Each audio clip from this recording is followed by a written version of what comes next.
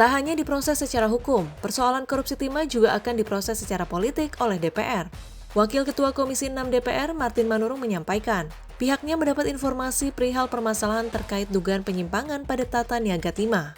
Karena itu, pihak Komisi 6 berencana membuat panitia kerja atau panja khusus untuk masalah ini. Untuk RDP kali ini sesuai dengan rapat internal yang sudah kita lakukan. Ada beberapa materi mungkin terkait dengan detail dari permasalahan atau kasus yang dihadapi oleh PT Timah, yang akan dilakukan pendalaman pada saat panja, ujar Wakil Ketua Komisi 6 DPR, Martin Manurung, Selasa 2 April 2024.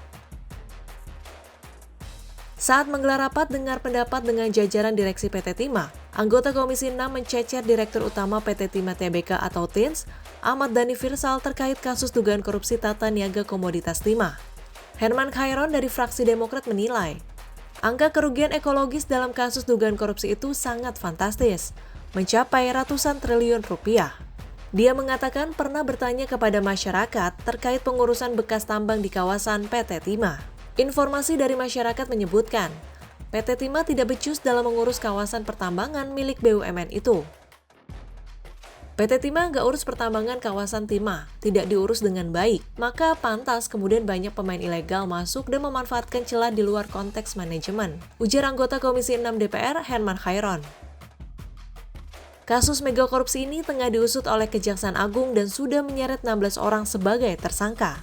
Tak main-main, tindakan rasuah ini merugikan negara dengan taksiran lebih dari ratusan triliun rupiah. Kasus ini pun semakin santer dibicarakan publik usai menyeret suami dari selebritas Sandra Dewi, yakni Harvey Mois sebagai tersangka. Penyidik mengatakan nilai kerugian negara dalam dugaan korupsi PT Timah ini melebihi kasus PT Asabri yang mencapai 22,7 triliun rupiah. Di samping itu, Kejagung bersama ahli mencatat kerugian ekologis dari perkara ini telah mencapai 271 triliun rupiah.